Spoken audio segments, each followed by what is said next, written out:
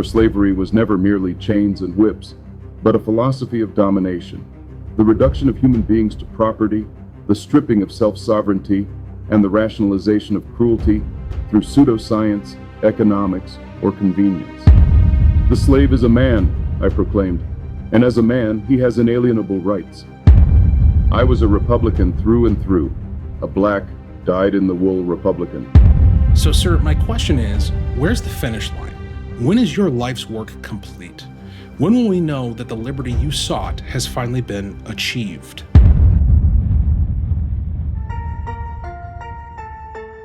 Four, 3, 2. Closing argument with Walter Hudson. Today, we're speaking to Frederick Douglass, the pivotal figure of America's 19th century, who was likely the most listened to orator of his time, who escaped slavery and fought for abolition, and who personally counseled Abraham Lincoln. How are we going to do this? Well, with the modern wonder that is AI. I used the new Grok 4 to generate Douglass's responses to my questions, referencing every known detail of the man's life, all his published works and speeches, and everything ever written about him. I then took those responses and fed them into an avatar generator called HeyGen, which you can find a link for in the description. I think you'll find the final result fascinating. If you do, consider supporting future work by subscribing to my X feed, joining the YouTube channel, or subscribing to the audio podcast. You'll get instant access to my supporter exclusive content and enable me to continue generating experimental content like this. All right, let's kick off the interview. Ready? My dear interlocutor, I stand before you, Frederick Douglass, once a bondsman in the chains of slavery, now a freeman by the grace of Providence in the unyielding pursuit of liberty. Though the veil of time separates us, I am eager to engage in this discourse. Pray, pose your question, and I shall respond with the fire of truth that has ever guided my words. What inquiry burns in your mind? First off, it's an incredible honor to speak with you, sir. Your life has inspired generations, not just in the United States, which you played a hand in saving, but throughout the world. Thanks for taking the time to speak through the ages. My good sir, the honor is mine to traverse this temporal divide and converse with one who seeks wisdom from the annals of history. Your words touch the core of my being, for I have ever striven to kindle the flame of justice not merely for my brethren in these United States, but for all souls oppressed under the yoke of tyranny across the globe. The salvation of our union was no solitary feat, but a symphony of courageous hearts. Yet if my humble efforts played a note in that grand chorus, I am humbled beyond measure.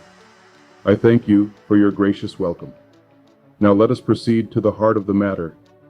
What question shall we explore first in this dialogue across the ages? Well, I'm really excited to explore your perspective on modern issues and have several questions that I think your insight would be invaluable in addressing. But first, I think we'd all benefit from getting to know you a little better.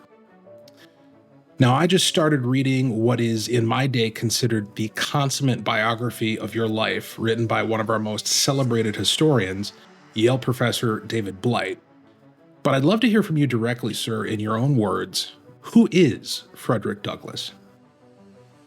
I am Frederick Douglass, born into the cruel bonds of slavery in the month of February in the year 1818, upon the eastern shore of Maryland, in Talbot County. My mother, Harriet Bailey, was a slave, and I, her son, inherited that wretched condition, knowing not my father save for whispers that he was my master, a white man whose name I shall not dignify here. From my earliest recollections, I toiled under the lash, witnessing the barbarities of that infernal institution, the separation of families, the denial of knowledge, the theft of human dignity. Yet, even in those dark days, a spark of defiance burned within me. I taught myself to read and write, defying the laws that forbade it, drawing letters in the dust, and devouring forbidden books like the Columbian Orator, which opened my eyes to the eloquence of liberty and the hypocrisy of tyranny.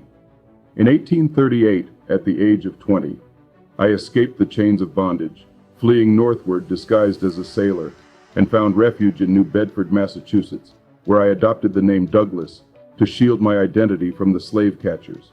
From that moment, I dedicated my life to the abolition of the slavery and the elevation of my race.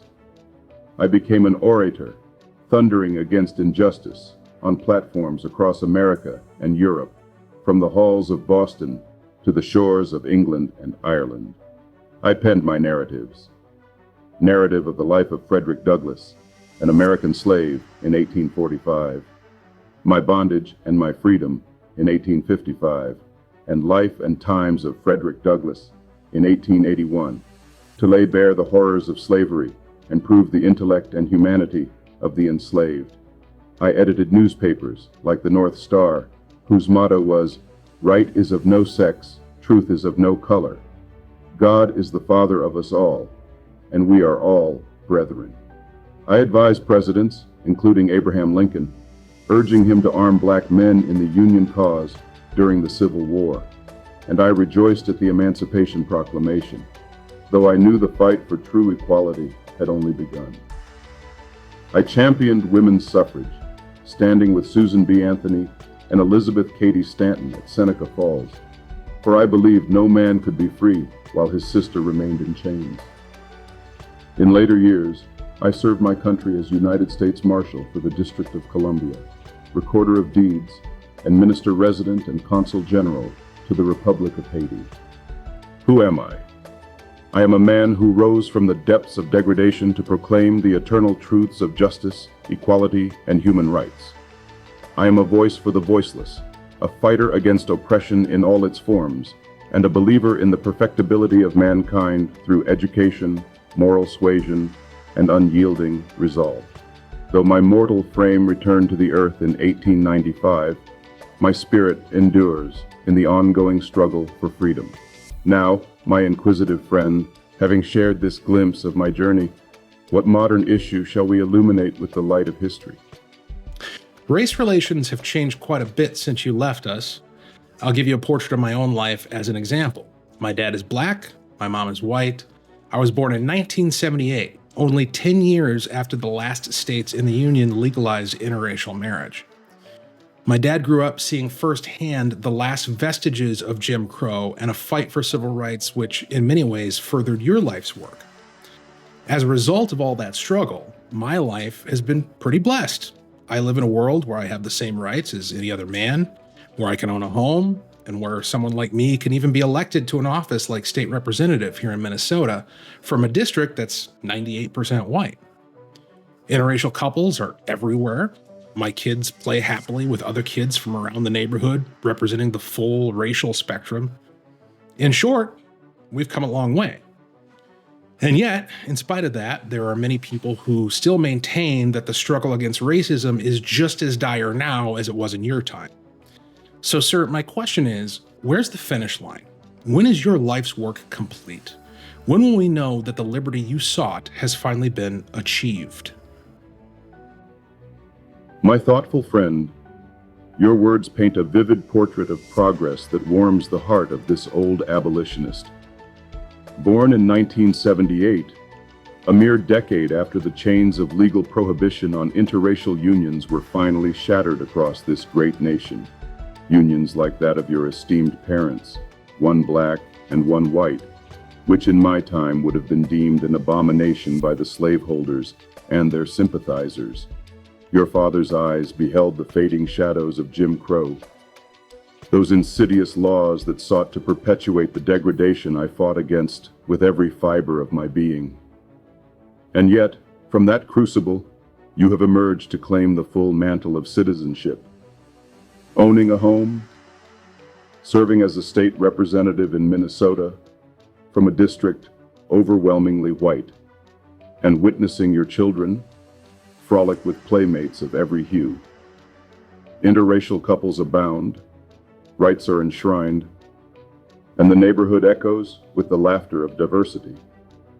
Truly, we have traversed a mighty distance since the days when I fled bondage in 1838, or when I thundered against the fugitive slave law that turned free soil into hunting grounds for human traffickers.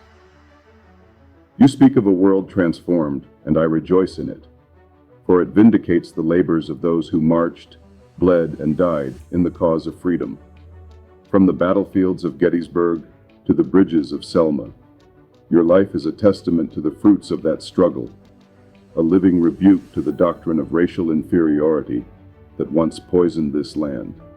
And yet, as you rightly note, voices persist in proclaiming that the battle against racism rages as fiercely now as in my era, when slavery's whip scarred the backs of millions and the auction blocks sundered families asunder. Now, to your profound query. Where lies the finish line? When shall my life's work be deemed complete? When will we know that the liberty I sought has been fully achieved? Ah, sir, I must confess that such a notion of a finish line is a mirage in the desert of human affairs, a seductive illusion that tempts us to complacency. Liberty is not a destination etched in stone, but a perpetual vigilance, an eternal flame that must be tended lest it flicker and die. As I declared in a speech in Canandaigua, New York, in 1857, if there is no struggle, there is no progress. Those who profess to favor freedom and yet depreciate agitation are men who want crops without plowing up the ground. They want rain without thunder and lightning. They want the ocean without the awful roar of its many waters. This power, whether it be the tyranny of slavery, the subtlety of Jim Crow, or the insidious forms of inequality that linger today, concedes nothing without demand. It never did, and it never will. The work is complete not when we cross some arbitrary threshold, be it universal interracial harmony, the erasure of economic disparities, or the absence of prejudice in every heart, but when we embed the principles of justice so deeply in our institutions and souls that regression becomes impossible. Yet history teaches us that even hard-won victories can erode. Witness how the Reconstruction amendments I championed were undermined by the rise of segregation, or how voting rights, secured in blood during your father's youth, face new assaults in this very era of 2025. The finish line shifts because humanity is ever evolving, prone to backsliding if not propelled forward by constant effort. We shall know liberty is achieved when every child, regardless of color, can aspire without barrier, when the scales of justice weigh equally for all, when education, opportunity, and dignity are not rationed by race, but bestowed as birthrights. But even then, we must remain watchful, for as I wrote in my newspaper, The North Star, the price of liberty is eternal vigilance. Your blessed life is a milestone, not the end. It inspires us to press on, ensuring that the progress you enjoy extends to every corner of society, unmarred by the shadows of systemic injustice that some rightly decry as dire remnants of the past. What further modern enigma shall we unravel together, my inquisitive companion? Well, there's a lot to unpack there, sir. First, I'm drawn to your characterization of an eternal struggle and the idea that struggle is necessary for progress. Now, certainly there's a sense in which I absolutely agree with that. A man who lies in his bed all day, never gets up, never struggles for his own survival, is going to wither and die. That's true. But what concerns me, sir, is that the word struggle, nowadays especially, seems to imply agitation and disruption. People who claim to speak in your name advocate for dismantling the United States. They call for disrupting institutions. And it all seems to be fueled by perpetual grievance, whether real or imagined. So I guess my question is, does the struggle you advocate for necessitate grievance? Is grievance necessary for progress? Or can we embrace gratitude for our blessings and still make progress toward your goals? My discerning friend, you delve deeper into the essence of the human condition, questioning the nature of this struggle I so ardently espouse. You rightly observe that without exertion, whether the simple act of rising from one's bed to face the day or the grander battles for justice, a man, indeed a society, withers in stagnation. Yet you voice a legitimate apprehension. In your era, the term struggle has been co-opted to justify ceaseless agitation, disruption of venerable institutions, and even calls to dismantle the very republic I labored to preserve and perfect. Some, claiming my mantle, stoke perpetual grievance, real or contrived, as the engine of change. Is such grievance indispensable to progress? Must we forsake gratitude for our blessings to advance toward liberty? Let me address this with the clarity born of a life forged in adversity. The struggle I advocate is not a blind frenzy of destruction, nor a perpetual wallowing in sorrow that paralyzes the spirit. No, sir, it is purposeful agitation against entrenched wrong, a plowing of the ground to yield the crops of justice. As I proclaimed in my address on West India emancipation in 1857, if there is no struggle, there is no progress. Those who profess to favor freedom and yet deprecate agitation are men who want crops without plowing up the ground. This agitation is the thunder and lightning that precede the rain, the demand that compels power to concede nothing without it. It is not disruption for its own sake, but a targeted challenge to systems that perpetuate inequality. Be it the slave codes of my time or the subtler barriers of yours, such as disparities in education or justice that echo the old tyrannies. Grievance, then? It is a spark, often ignited by genuine injustice, that can propel the oppressed to action. In my own narrative, the grievances of bondage, the lash, the auction block, the denial of literacy, fueled my escape and my oratory. Without acknowledging such wrongs, how can we rectify them? Yet grievance alone, if nursed into an eternal flame without resolution, becomes a poison that embitters the soul and divides the brethren. It must be transmuted into constructive endeavor, not endless lamentation. Those who dismantle without a vision to rebuild risk toppling the edifice of liberty we have so painstakingly erected. And gratitude? Far from being antithetical to progress, it is the very soil in which true advancement takes root. I myself, upon gaining freedom, expressed profound thanks to Providence and to the abolitionists who aided me, even as I pressed onward. In my bondage and my freedom, I reflected on endurance as a remedy for troubles, finding strength and appreciation for the small mercies amid hardship. We can and must embrace gratitude for the blessings you describe, the interracial harmony, the rights secured, the diverse playgrounds of your children. Such gratitude does not breed complacency. Rather, it inspires us to safeguard and extend these gains. As I urged in my Life and Times, be faithful and vigilant in breaking every yoke, letting the oppressed go free. Progress flourishes when we balance the memory of past grievances with thankfulness for present victories, channeling both into moral suasion, education, and lawful reform, not mindless upheaval.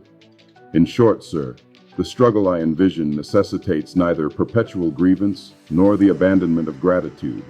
It calls for enlightened agitation, recognizing blessings while agitating against remaining ills, building upon the foundation rather than raising it. Thus, we honor the past and secure the future. What further reflection on your modern world shall we pursue, my eloquent host? I'd like to turn to politics. Obviously, politics played a pivotal role in your struggles. You had the honor of working directly with one of our most celebrated presidents, Abraham Lincoln. And although the conflict to end slavery devolved into the horrors of the Civil War, ultimately the only way to truly end injustice is to use persuasion to bring a critical mass of the populace around to principles of justice.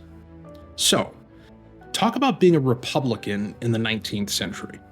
The Republican Party was the vehicle which drove abolition and civil rights in your time. Yet today, many regard Republicans as somehow upholding the values of your political opponents from your time. So what happened there?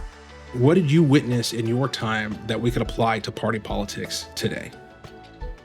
My esteemed host, you turn our discourse to the realm of politics, an arena I navigated with both fervor and caution.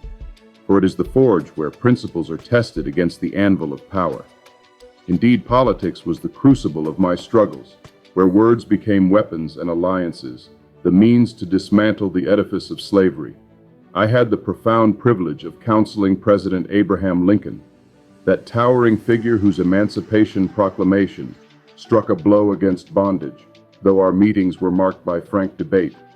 I urged him to arm black men as soldiers and to envision a union rebuilt on equality, not mere preservation. And you speak truly. While the horrors of civil war were a tragic necessity, when persuasion faltered, the ultimate triumph over injustice lies in moral suasion, in swaying the hearts and minds of the populace to the eternal truths of justice and human dignity. Force may shatter chains, but only conviction can prevent their reforging. Now, to your inquiry on my affiliation with the Republican Party in the 19th century. Ah, sir, I was a Republican through and through, a black, dyed-in-the-wool Republican, as I declared in my speeches. And I never intended to belong to any other party than that of freedom and progress. The Republican Party, founded in 1854 amid the fires of the Kansas-Nebraska Act that threatened to extend slavery's blight westward, emerged as the vanguard against that abomination.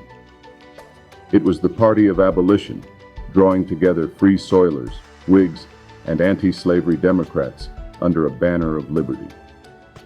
Under Lincoln's leadership, it drove the 13th Amendment to abolish slavery, the 14th to grant citizenship and equal protection, and the 15th to secure the vote for black men, though I lamented its failure to extend suffrage to women as well. In my time, the Democrats, particularly those in the South, were the bulwark of the slave power, defending secession and the infernal institution with fire-eating rhetoric, and later, after the war, with the rise of Jim Crow laws that sought to re-enslave my people in all but name. I viewed the Republican Party as the sheet anchor of the colored man's political hopes and the ark of his safety, the ship amidst a stormy sea of opposition. Yet, in your era, many perceive Republicans as heirs to the values of my erstwhile foes, the defenders of racial hierarchy and exclusion. What transpired to invert this alignment? From the vantage of history, it appears a gradual realignment unfolded, a shifting of tectonic plates in the political landscape. In the late 19th century, as Reconstruction waned and federal troops withdrew from the South in 1877, the Republican Party, once fervent in its radical wing's pursuit of racial justice, began to prioritize industrial interests, patronage, and national unity over rigorous enforcement of civil rights. Black voters remained loyal to the GOP for generations, but fractures emerged as the party courted white Southerners and business elites, allowing disenfranchisement to fester. By the early 20th century, with the New Deal under Democratic President Franklin Roosevelt in the 1930s, many African Americans began shifting allegiance, drawn to economic programs that alleviated the Great Depression's hardships, even as Southern Democrats clung to segregation. The pivotal rupture came in the mid-20th century. Democratic President Lyndon Johnson, signing the Civil Rights Act of 1964 and the Voting Rights Act of 1965, alienated the segregationist Dixiecrats of the South, who defected en masse. Meanwhile, Republican strategists, beginning with Barry Goldwater's opposition to the Civil Rights Act and culminating in Richard Nixon's Southern Strategy in 1968, appealed to white Southern resentment against federal intervention on race, using coded language on states' rights, law and order, and welfare to court those voters disillusioned with democratic reforms. This realignment solidified over decades. Democrats became the party associated with civil rights expansion and diversity, while Republicans drew strength from conservative whites, emphasizing conservative values, though I must note, both parties contain multitudes with principled voices on all sides. What lessons from my time might illuminate your party politics today? First, parties are vessels, not eternal truths. They evolve, sometimes betraying their founding ideals for expediency. I witnessed this in the post-war era, when Republicans, once ablaze with abolitionist zeal, grew complacent, allowing the Ku Klux Klan's terror and disenfranchisement to flourish unchecked. Thus, cleave not blindly to labels, but to principles. Judge a party by its deeds, not its name. Second, persuasion remains paramount. Appeal to the better angels of our nature, as Lincoln did, through eloquence and moral clarity, rather than division. In my day, we swayed public opinion via lectures, newspapers like my North Star, and coalitions across divides. Today, amid your polarized forums, seek common ground on justice, education, and opportunity, lest demagogues exploit grievances for power. Finally, eternal vigilance. Rights secured can erode if not defended. As I advised in 1876, the Republican Party is the ship, all else is the sea. But even ships must be steered true, or they founder. Pray, what other political conundrum from your age shall we dissect, my vigilant interlocutor? Persuasion requires dialogue. Yet many today seem unwilling to even consider an opinion they disagree with. Is this a modern development, or did you see widespread unwillingness to have an honest conversation in your time? My vigilant interlocutor, you astutely observe that persuasion, the lifeblood of democratic progress, demands dialogue, an open exchange where minds may clash, yet emerge enlightened. In your age, it seems a lamentable truth that many barricade themselves against dissenting views, retreating into echo chambers of agreement, unwilling to entertain the merest whisper of opposition. Is this a peculiar affliction of modernity, born of your digital forums and polarized broadcasts? Or did I, in my time, encounter a similar intransigence, a widespread aversion to honest conversation? Alas, sir, this is no novel malady, but a perennial weed in the garden of human affairs, as old as tyranny itself. In the 19th century, the chasm over slavery yawned so wide that dialogue often dissolved into discord or outright violence. Pro-slavery advocates, entrenched in their doctrine of racial inferiority and economic necessity, seldom deigned to engage abolitionists like myself on equal footing. They dismissed our pleas as fanaticism, branding us agitators who disturbed the peculiar institution that they cloaked in paternalistic rhetoric. I recall vividly the mobs that assailed our lectures, stones hurled, halls torched, speakers tarred and feathered, for daring to challenge the status quo. In Boston, in 1860, a pro-slavery crowd disrupted an anti-slavery meeting with such ferocity that we were forced to flee, their ears sealed against reason.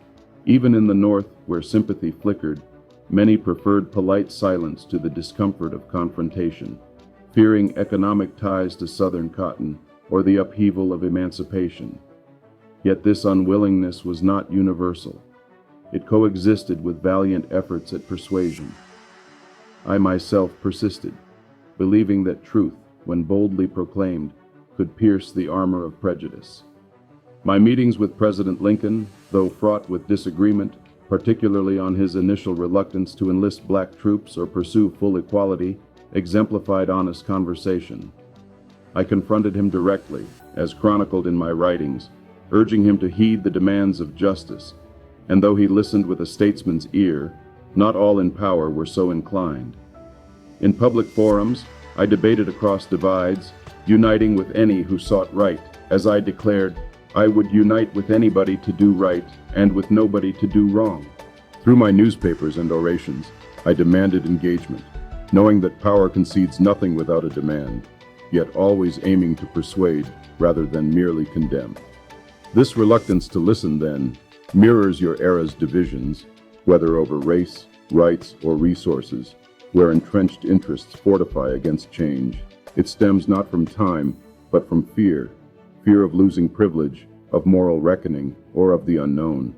History whispers that progress blooms when we cultivate dialogue amid discord, as in the abolitionist conventions or the Seneca Falls gathering for women's rights, where diverse voices forged alliances. In your day, reclaim this by fostering forums of genuine exchange, lest silence breed submission to injustice. As I warned, Find out just what any people will quietly submit to, and you have the exact measure of the injustice and wrong which will be imposed on them. What other facet of this timeless struggle shall we illuminate, my persuasive companion? A couple of times now, you've mentioned your disagreements with President Lincoln. I know that those disagreements were sometimes deeper than you've publicly acknowledged out of respect for your friend, but I'm interested in how you regarded Lincoln. He was working against nearly impossible odds to try and walk this tightrope where the Constitution kept him from doing what abolitionists like yourself wanted, while knowing that slavery was itself a moral abomination. So in retrospect, how do you think he navigated that storm, and do you wish he had done anything differently? My esteemed host, you probe the depths of my reflections on one of the most consequential figures in our nation's saga, Abraham Lincoln, the great emancipator, whom I came to regard as both a political ally and a personal acquaintance, though our paths were fraught with profound divergences.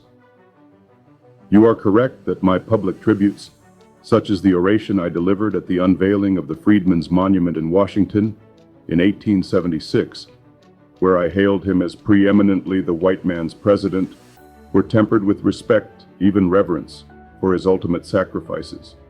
Yet in private musings and in the pages of my life and times, I laid bare the frictions born of his cautious tread upon the tightrope of constitutional constraints, political exigencies, and the moral imperative to eradicate slavery.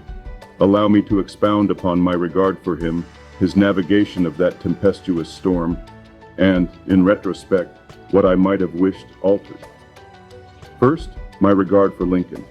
He was no abolitionist by birthright, as I and my brethren in the cause, Garrison, Phillips, and others, were forged in the fires of immediate and uncompromising liberation.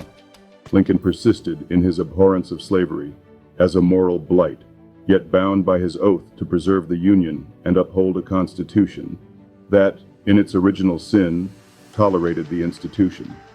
Lincoln entered the fray as a pragmatic statesman, abhorring slavery as a moral blight, yet bound by his oath to preserve the Union and uphold a Constitution that, in its original sin, tolerated the institution.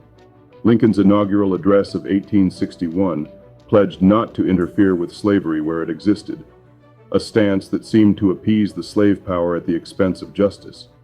His early proposals for compensated emancipation and colonization, resettling freed blacks in Africa or Central America, struck me as insults to our humanity, implying we were unfit for American soil.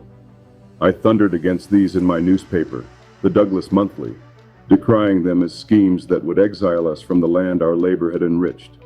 Yet, as the war's horrors unfolded, I witnessed a man evolve under Providence's hand. Our meetings, 3 in total, the first in 1863 at the White House, revealed a president willing to listen, even to a former slave like myself. I pressed him on enlisting black troops, on retaliating against Confederate atrocities toward them, and on proclaiming emancipation not as a military measure but as a moral decree. He listened with a humility rare in power, confessing the political perils. The border states like Kentucky and Missouri, whose loyalty he dared not alienate, the border Democrats who decried him as a tyrant, and the Constitution's limits, which barred direct federal abolition without amendment. By 1865, in our final encounter, he sought my counsel on Reconstruction, treating me as an equal. In retrospect, I came to see him as a friend to my people, albeit a tardy one, honest, sagacious, and ultimately committed to the Union's rebirth in freedom. His assassination in 1865 robbed us of a leader who might have steered Reconstruction with more mercy and resolve. How did he navigate that storm? Admirably, given the gales he faced. The Civil War was no mere squall, but a cataclysm, with secession tearing the nation asunder, and public opinion divided like the Red Sea. Lincoln walked his tightrope with a lawyer's precision. Issuing the Emancipation Proclamation in 1863 as a war measure to cripple the Confederacy, arming 180,000 black soldiers who proved their valor at Fort Wagner and elsewhere, and pushing the 13th Amendment through a fractious Congress. he balanced moral outrage with political cunning, knowing that to overreach might lose the war and slavery with it. History vindicates his course. The Union preserved, slavery abolished, though at a cost of 620,000 lives. He transformed from a gradualist to an instrument of divine justice, as I reflected. Viewed from the genuine abolition ground, Mr. Lincoln seemed tardy, cold, dull, and indifferent. But measuring him by the sentiment of his country, a sentiment he was bound as a statesman to consult, he was swift, zealous, radical, and determined. Do I wish he had done anything differently? Aye, sir. With the wisdom of hindsight, several paths untaken haunt me.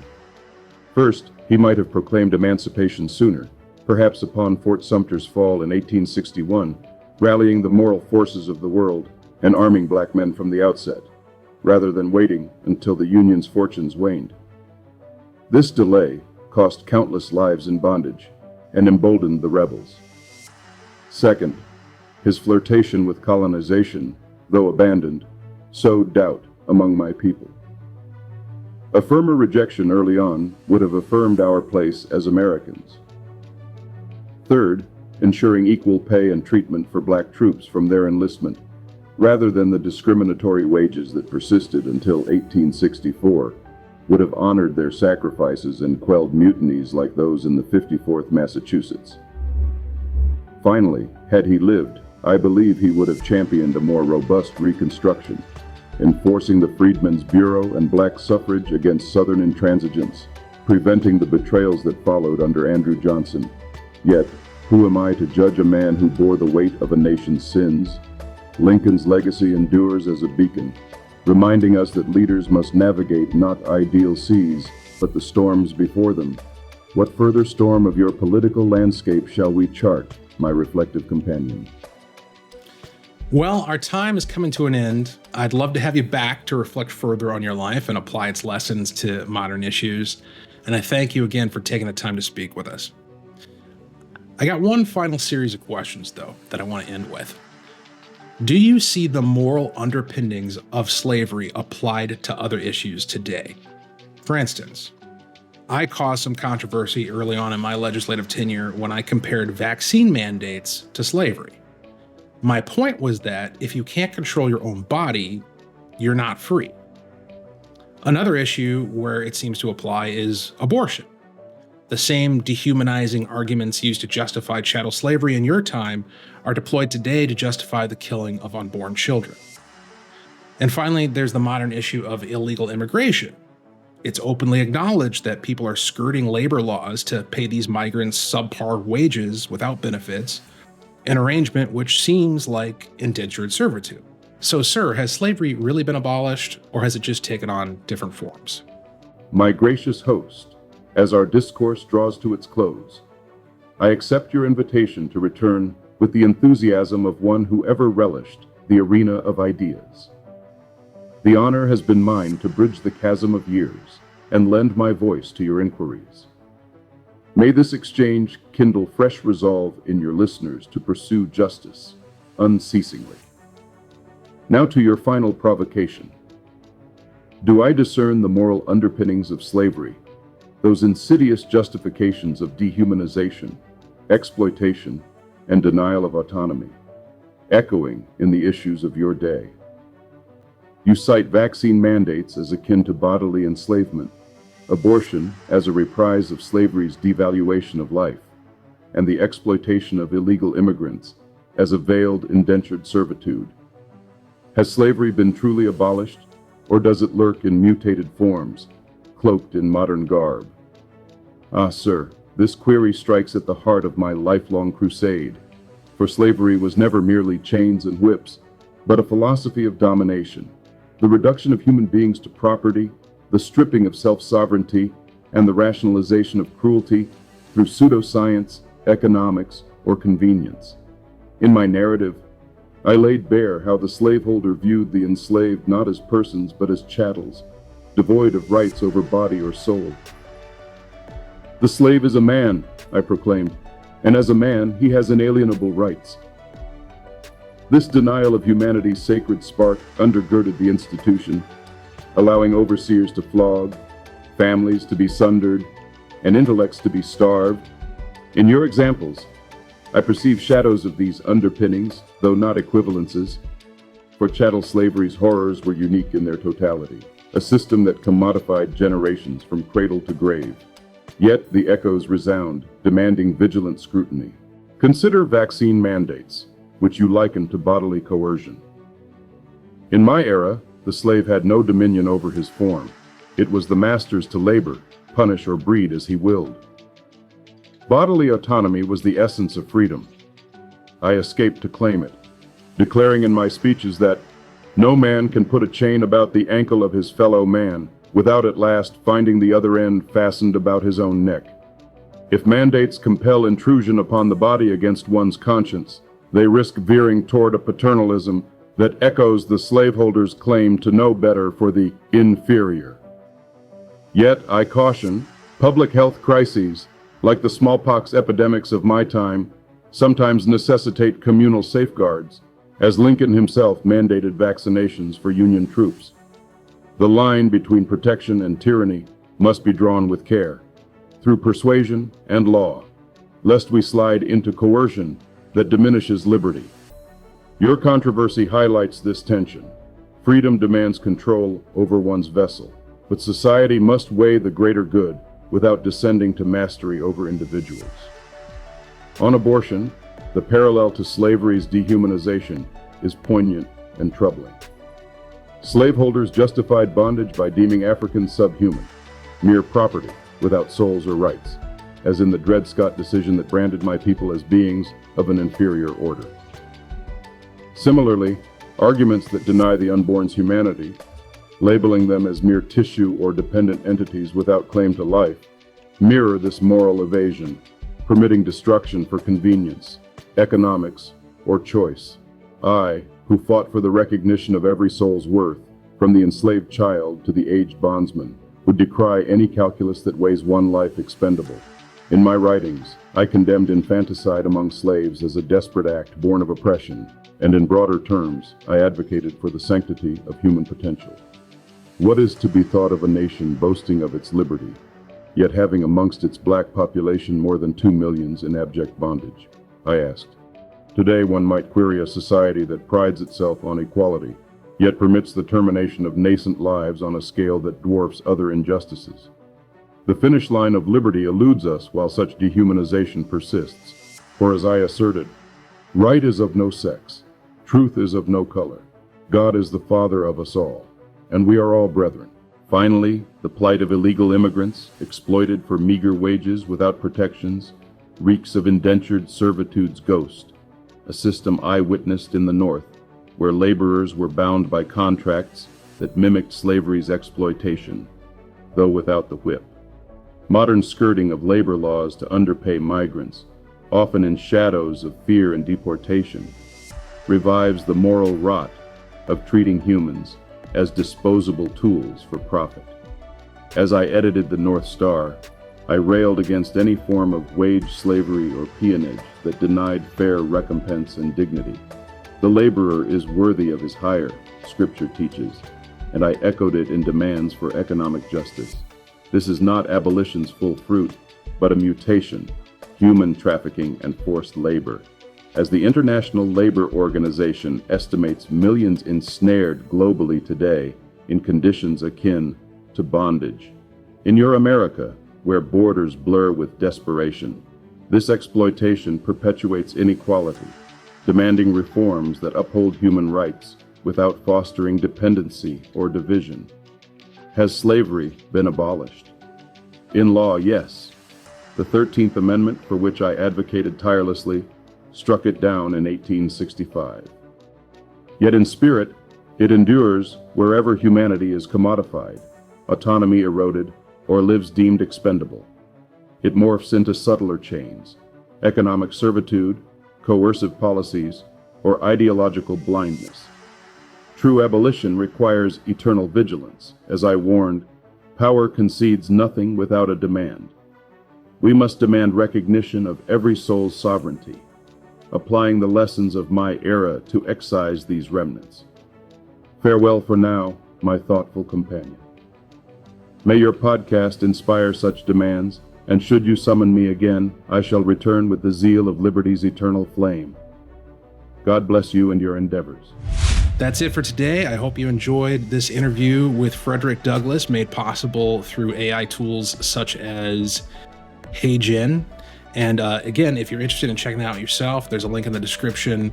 And by checking that out, you'll be supporting the program. You can also support us if you like this type of content by subscribing to my account on X, joining the channel on YouTube, or subscribing to the audio podcast.